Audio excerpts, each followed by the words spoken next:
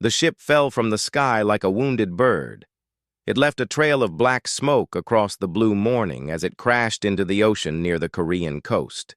Within minutes, military boats surrounded the wreckage. Soldiers pointed their weapons at the strange metal that floated on the water. They had never seen anything like it. The ship was not from Earth. Admiral Park Jun-ho received the call while eating breakfast with his daughter. He kissed her forehead, promised to return soon, and left without finishing his coffee. 3 hours later, he stood in a sealed room deep beneath the United Earth Council headquarters in Seoul. Through the glass, he watched doctors examine the survivor they had pulled from the water. She was tall and thin, with pale blue skin and large dark eyes. Her hands had 6 fingers, her legs bent backward at the knee. She breathed through small holes in her neck. The doctors said she was stable but weak. Her name was Vela. She was an ambassador from something called the Oreni Confederacy. Junho had read the old files. 40 years ago, humanity had sent signals into space, hoping to find life among the stars. The response came quickly. The Oreni Confederacy was a union of 7 species who had lived in peace for thousands of years. They had watched humanity from a distance for a long time. They knew about human history. They knew about the wars, the bombs, and the blood. The Confederacy had refused to make contact. They called humanity dangerous, primitive, violent. They said Earth was not ready to join the galactic community. Perhaps in 1,000 years, they said. Perhaps never. Junho remembered the shame he felt when he first learned this. He remembered the anger, too. But that was long ago. Humanity had changed. They had united. They had built something new. Now one of those species floated in a medical tank in front of him, barely alive. When Vela recovered enough to speak, she asked for a meeting with Earth's leaders. Junho arranged it within the hour. The council members gathered in a secure room, their faces serious. Vela sat in a special chair that supported her weak body. Her voice was soft, but the room was silent, so everyone heard her clearly. She told them about the Keth. The Keth were not a species. They were a swarm. Billions of creatures that moved as one mind, spreading across the galaxy like a disease. They did not negotiate. They did not trade. They did not stop. They consumed everything in their path. Planets, moons, stars, life. For centuries, the Keth had stayed in the far edges of the galaxy. The Confederacy thought they were safe. They were wrong. 6 months ago, the Keth began moving toward Confederacy space. The first world to fall was a small colony of farmers. The Confederacy sent diplomats to make peace. The Keth ate them. They sent scientists to study the swarm and find a weakness. The Keth ate them too. They tried to run, to hide, to build walls. Nothing worked. One by one, the worlds fell silent. Vela paused. Her dark eyes looked at each council member in turn. When she spoke again, her voice cracked with emotion. The Confederacy had no weapons. They had abandoned war long ago. Their ships were built for exploration and trade, not battle. They had no soldiers, no generals, no strategies for violence. They had forgotten how to fight. But they remembered that humanity had not. Vela lowered her head. It was a gesture of shame among her people. She admitted that the Confederacy had been wrong about humans. They had judged them too quickly. They had feared them for the wrong reasons. Now, in their darkest moment, the Confederacy came to beg for help from the very species they had rejected. The room was quiet for a long time. Admiral Junho was the first to speak. His voice was calm and steady, the voice of a man who had commanded fleets and made impossible decisions. He asked Vela one simple question. How much time did they have? Vela looked up. Her answer sent a chill through the room. 14 days. In 14 days, the Keth would reach the Oreni homeworld. 4 billion people lived there. Men, women, and children who had never held a weapon in their lives. If the homeworld fell, the Confederacy would be finished. Everything they had built over thousands of years would be gone. Junho nodded slowly. He did not show surprise. He did not show fear. He thanked Vela for her courage in coming to Earth. He promised that the council would discuss her request and give her an answer soon. Vela was taken to rest in a medical facility. The council members looked at each other. Some were angry. Why should humanity help those who had abandoned them? Others were scared. What if the Keth came to Earth next? A few were quiet, lost in thought. Junho stood at the window, looking out at the city below. Seoul had been rebuilt 3 times in human history. Once after war, once after disaster, once after humanity finally chose peace. Each time it rose again, stronger than before. He thought about his daughter. He thought about the future he wanted to give her. He thought about the billions of people on that distant world, waiting to die because they had chosen peace and forgotten how to protect it. Humanity had made different choices. They had suffered. They had bled. They had nearly destroyed themselves, but they had also learned. They had grown, and they had prepared. The galaxy did not know what Earth had built in the century since the Confederacy rejected them. They did not know about the shipyards hidden in the asteroid belt. They did not know about the factories on the moon. They did not know about the millions of soldiers who trained every day for a war they hoped would never come. They did not know about the fleet. Junho turned back to the council. His face was calm, but his eyes burned with something old and powerful, something human. He told them they would vote tomorrow. Tonight, they should go home and think. They should remember who they were. They should remember what they had survived. And they should ask themselves one question. When someone cries for help, what kind of people do they want to be? The council members left in silence. But Junho already knew how the vote would go. He had seen it in their eyes. The same fire that burned in his chest burned in theirs. Humanity would answer the call. The council chamber was full when the sun rose over Seoul. Every seat was taken. Every screen showed the faces of leaders from around the world. This was the most important vote in human history, and everyone knew it. Admiral Park Junho sat at the head of the long table. His uniform was clean and pressed. His medals shone under the lights. But his eyes showed the weight of sleepless nights. He had spent hours reading reports about the Keth. He had studied their movements, their patterns, their hunger. He understood what humanity would face if they chose to fight. The debate began. A man from Europe spoke first. He was old and careful with his words. He reminded everyone that the Confederacy had turned their backs on humanity for 40 years. They called humans violent. They called them savage. Now they wanted help? Perhaps they should learn what it meant to face danger alone. A woman from South America disagreed. She said that revenge was not justice. Refusing to help would not heal old wounds. It would only prove that the Confederacy was right about humans all along.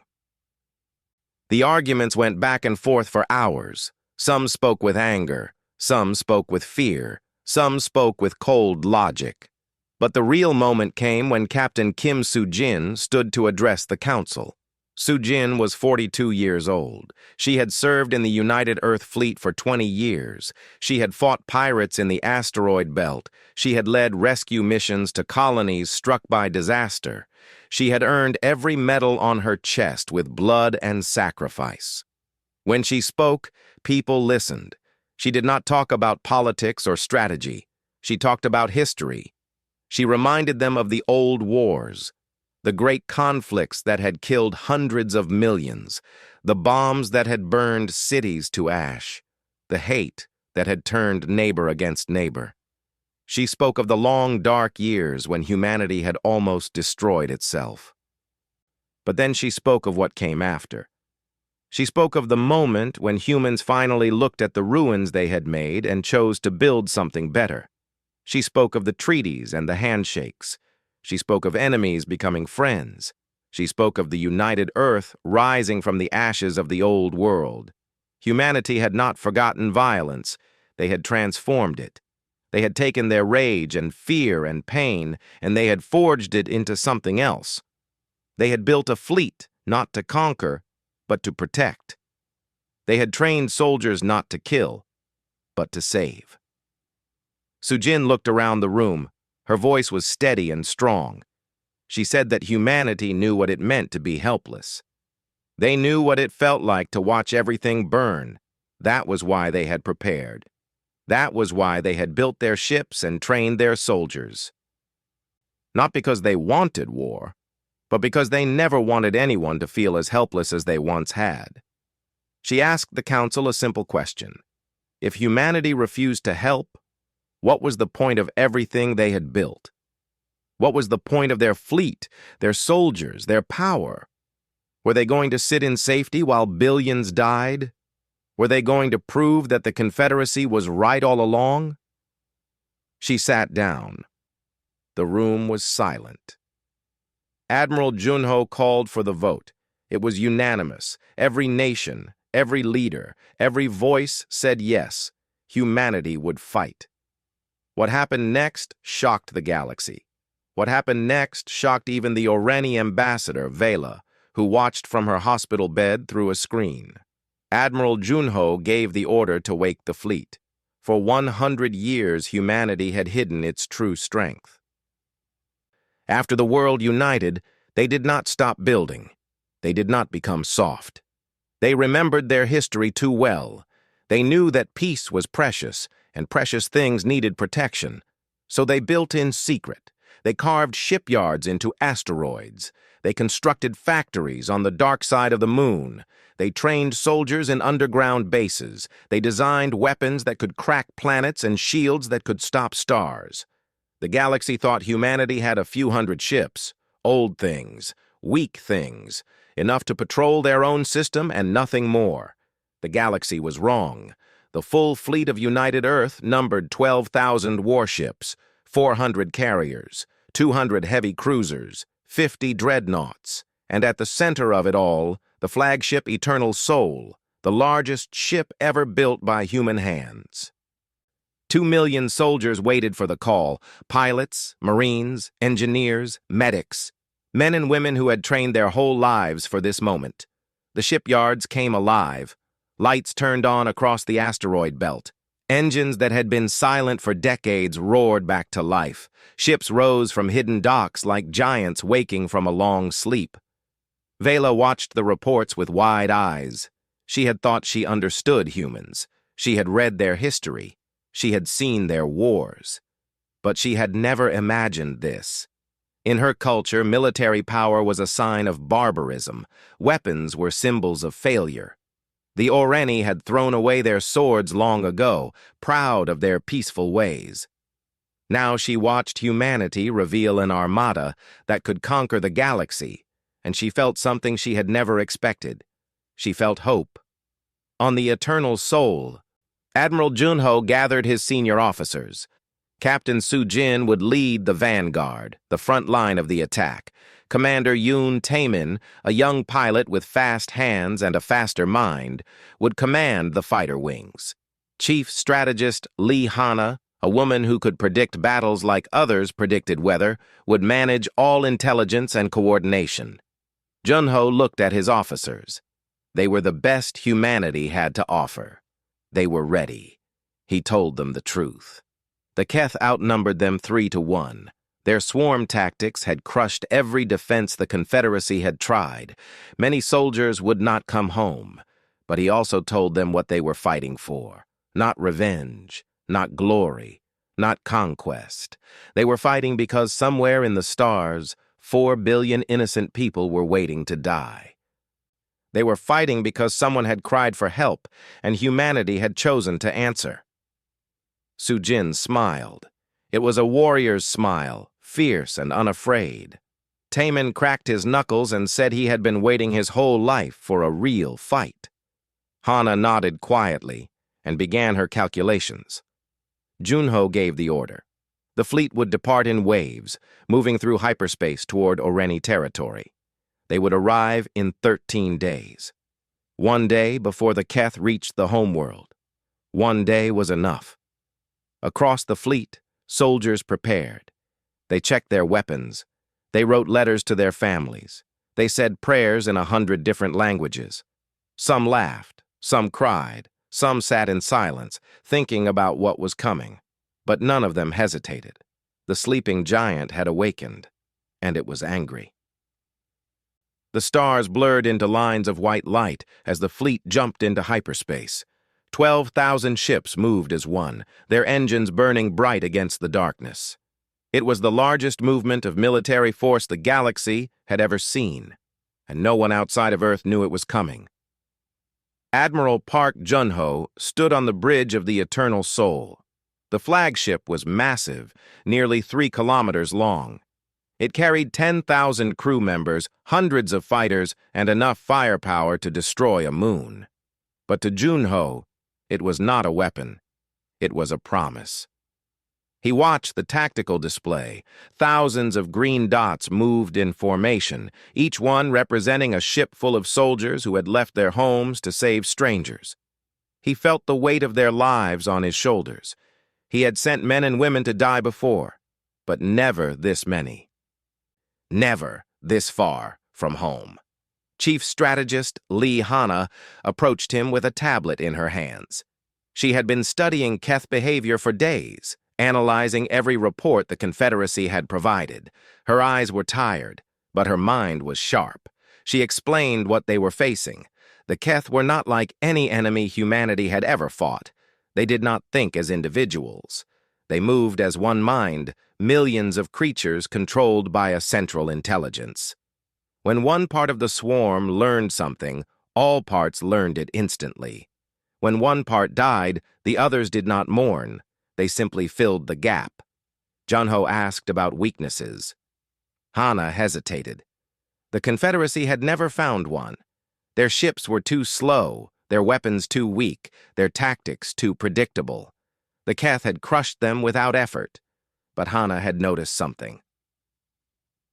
The Keth Central Intelligence seemed to operate from large ships hidden within the swarm.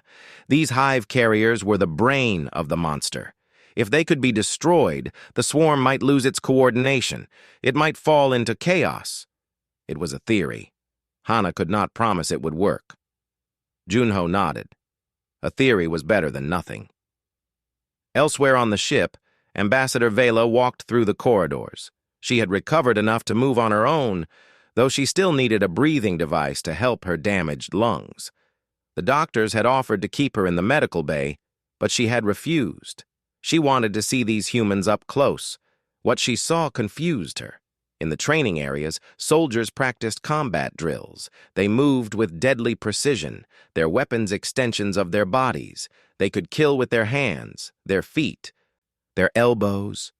They were instruments of violence perfected over thousands of years of war.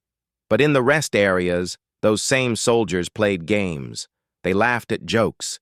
They shared food from their homelands. They showed each other pictures of their families. Some played music on small instruments. Others sang songs together, their voices filling the metal hallways with warmth. Vela stopped to watch a group of pilots painting symbols on their fighters. Each symbol was different. Some were animals, some were words, some were faces of loved ones.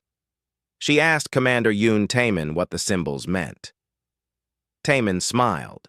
He was young, barely 30 years old, but he had the confidence of a veteran. He explained that each pilot chose something to fight for, something personal, something that reminded them why they were there.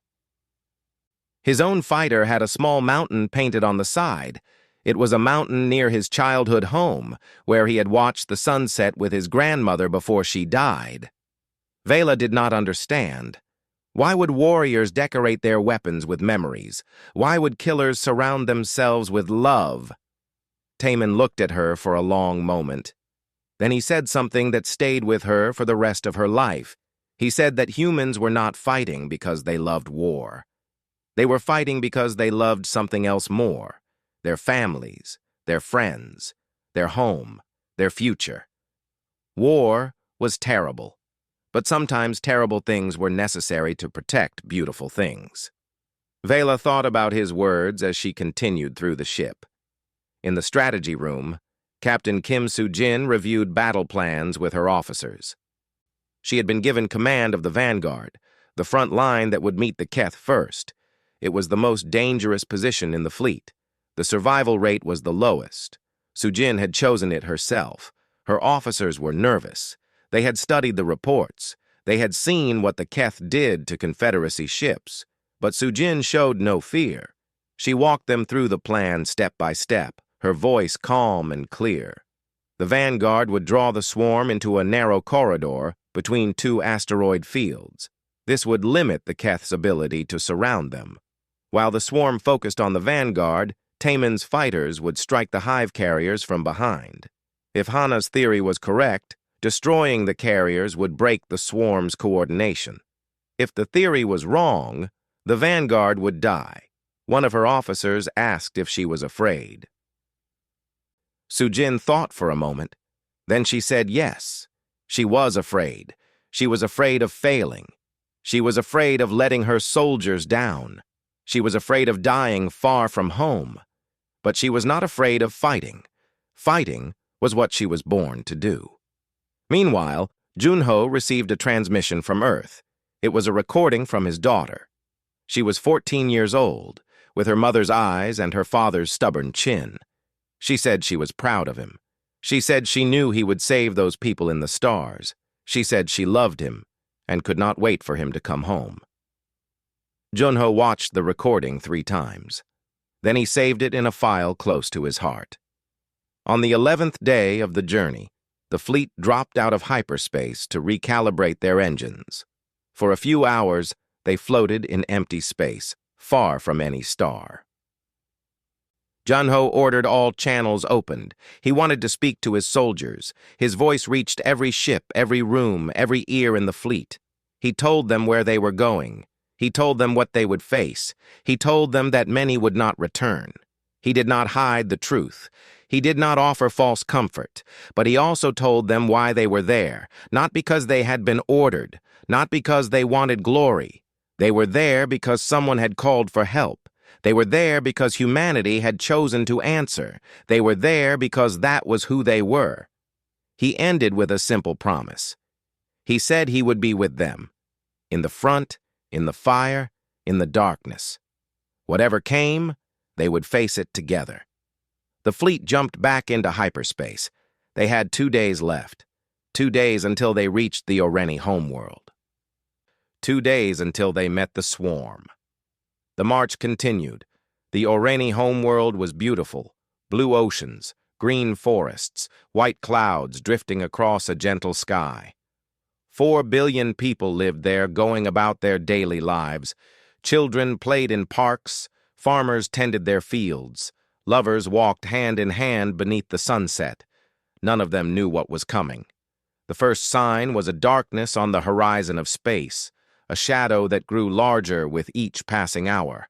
The Keth had arrived. From the ground, the swarm looked like a black cloud eating the stars.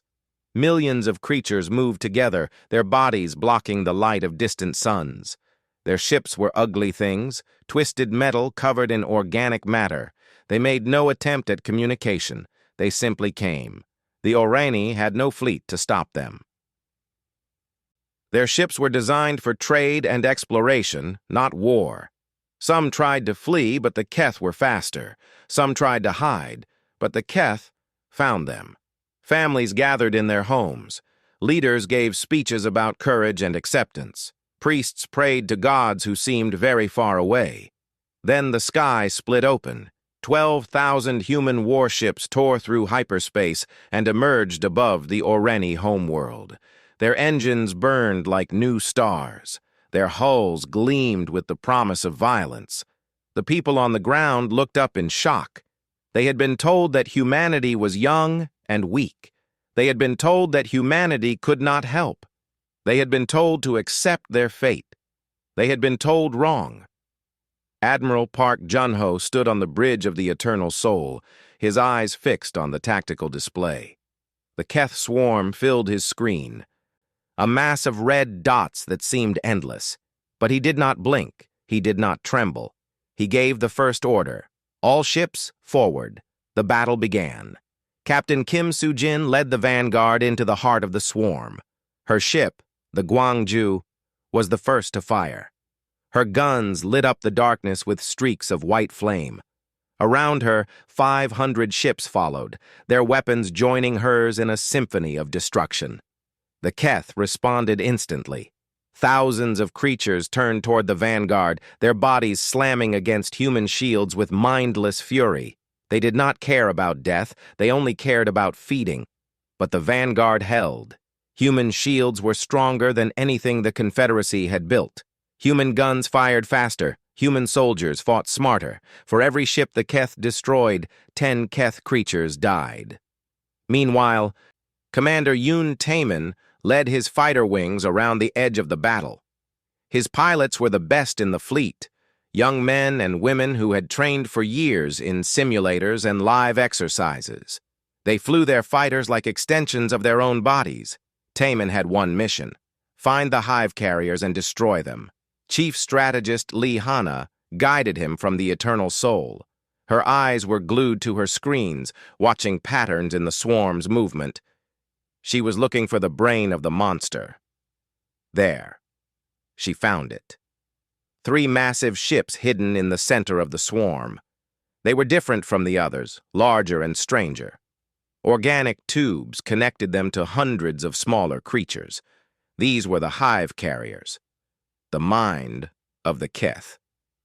Taemin acknowledged and turned his fighters toward the target. The swarm noticed. It shifted, trying to protect its brain. Thousands of creatures moved to block Taemin's path, but human fighters were fast. Human pilots were skilled. They wove through the chaos like needles through cloth. On the Gwangju, Soo-jin watched her damage reports with growing concern. Her shields were failing. Her guns were overheating. Her crew was dying. The vanguard had done its job, drawing the swarm's attention. But they could not hold much longer. She made a decision. She ordered her crew to abandon ship, all except her. Then she aimed the Gwangju straight at the largest hive carrier and pushed her engines to maximum. Her officers protested. Her friends begged her to stop. She ignored them all. The Gwangju carried a nuclear payload in its core, a bomb powerful enough to crack a small moon. Soo-jin had kept it hidden, waiting for the right moment. This was the moment. Her ship screamed through the swarm, taking hits from all sides. Her shields fell, her hull cracked, fire spread through her corridors. But she did not stop. She could not stop. Taemin saw her coming. He understood immediately. He ordered his fighters to clear a path. The Gwangju reached the hive carrier. Soo-jin activated the payload. The explosion was blinding. A sun was born in the middle of the battle, consuming everything within 1,000 kilometers. The hive carrier was gone, and with it, a third of the swarm's coordination. The Keth screamed, not with sound, but with movement. Their formations broke. Their attacks became random. Creatures that had moved as one suddenly moved as millions, confused and lost. Admiral Junho saw the opening. He gave the order for a full assault. Every ship in the fleet opened fire. Every gun, every missile, every weapon humanity had built poured into the broken swarm. The darkness of the Keth was pushed back by the light of human fury. Taemin and his fighters reached the remaining hive carriers. They destroyed them in minutes. Without their brain, the swarm collapsed completely. The battle lasted 6 more hours. 6 hours of hunting down the scattered remains. 6 hours of making sure the monster was truly dead. When it was over, the Oreni homeworld was safe. On the surface, people emerged from their homes. They looked up at the sky, at the debris that drifted where the swarm had been. They saw the human ships still in orbit, damaged but victorious. They did not know what to say. They did not know how to feel. The species they had rejected. The people they had called savage. These were the ones who had come to save them.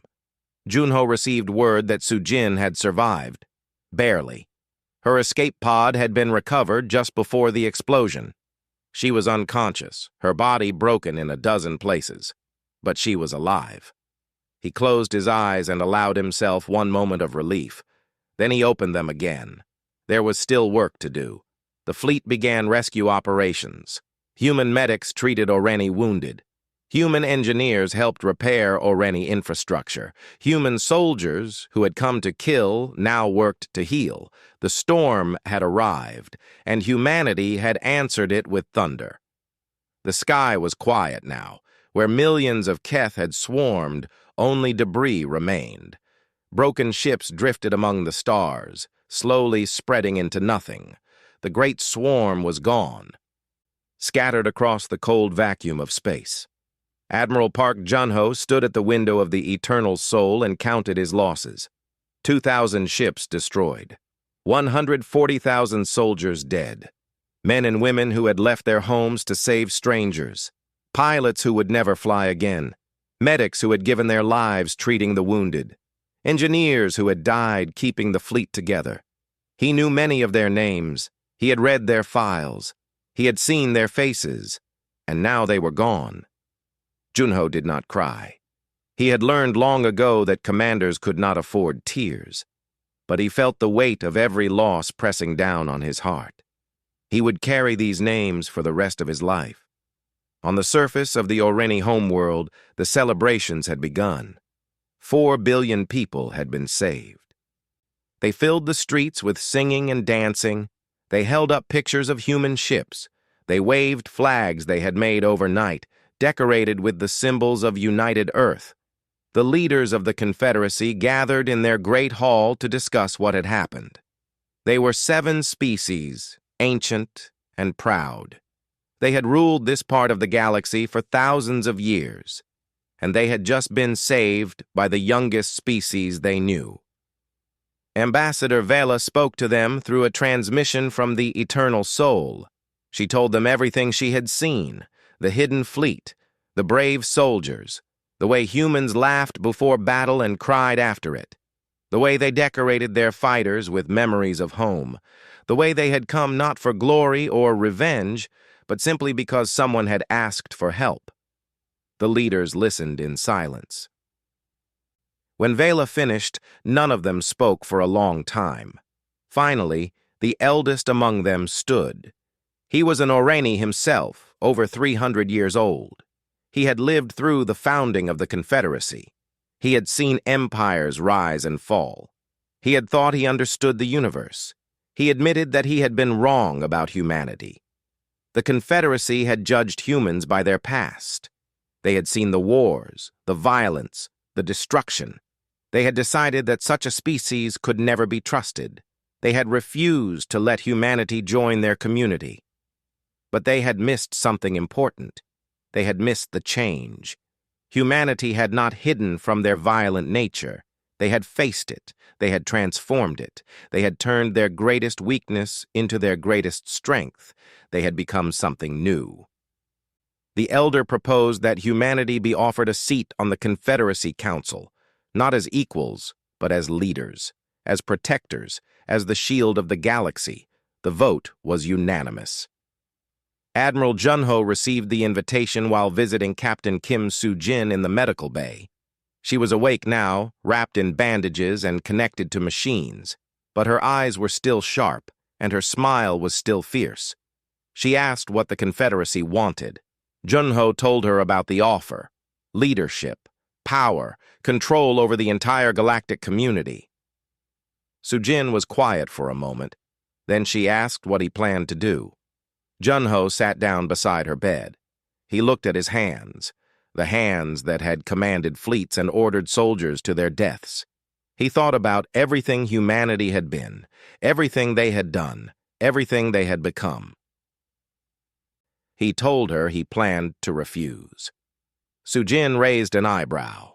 She asked why. Junho explained. Humanity had not come to the stars to rule. They had not built their fleet to conquer. They had spent centuries learning that power was dangerous, that empires fell, that leaders became tyrants. They had united Earth not by force, but by choice. They had built their strength not to dominate, but to protect. If they accepted leadership of the Confederacy, they would become what they had fought so hard to leave behind. They would become masters. And masters eventually became monsters. Sujin thought about his words. Then she nodded slowly. She said he was right. Humanity should be guardians, not kings. Junho met with the Confederacy leaders the next day. He thanked them for their offer. He acknowledged the honor it represented. But he told them that humanity could not accept. The leaders were confused. They asked what humanity wanted, if not power. Junho smiled. He said humanity wanted what they had always wanted. A chance to prove that violence could serve peace. A chance to show that strength could protect weakness. A chance to be remembered not as conquerors, but as friends. He proposed a different arrangement. Humanity would serve as the military arm of the Confederacy. They would protect the member worlds from threats. They would train others in defense. They would share their technology and their strategies, but they would not rule. They would not lead. They would simply be there, standing guard at the gate. The leaders agreed. In the weeks that followed, the human fleet was repaired and reinforced. New alliances were formed. Old prejudices began to fade. Species that had feared humanity started to see them differently, not as savages, not as threats, but as protectors. Captain Sujin recovered slowly. She would never fight again, the doctors said. Her body was too damaged. But she did not seem sad. She said she had done what she came to do. She had made her choice and paid her price. One day, a message arrived for her. It came from a small Orani child on the homeworld below. Inside was a drawing. It showed a human ship flying above a blue planet, surrounded by smiling stars. The caption was written in clumsy letters, translated by a computer into English. It said, "The ones who came when we cried." Sujin looked at the drawing for a long time. She thought about the battle. She thought about the soldiers who had died. She thought about the moment she had aimed her ship at the hive carrier, knowing she might not survive. Had it been worth it? She looked at the drawing again. A child's simple vision of what humanity had done. A memory that would last for generations. Yes, it had been worth it. Admiral Junho returned to Earth 2 months later. His daughter was waiting for him at the landing pad. She ran into his arms, and for the first time in years, he allowed himself to cry. He had done what he set out to do. He had answered the call. He had saved the strangers, and he had brought his people home, not as conquerors, not as rulers, but as what humanity had always wanted to be, protectors. The galaxy would remember, and humanity would be ready whenever someone cried for help again.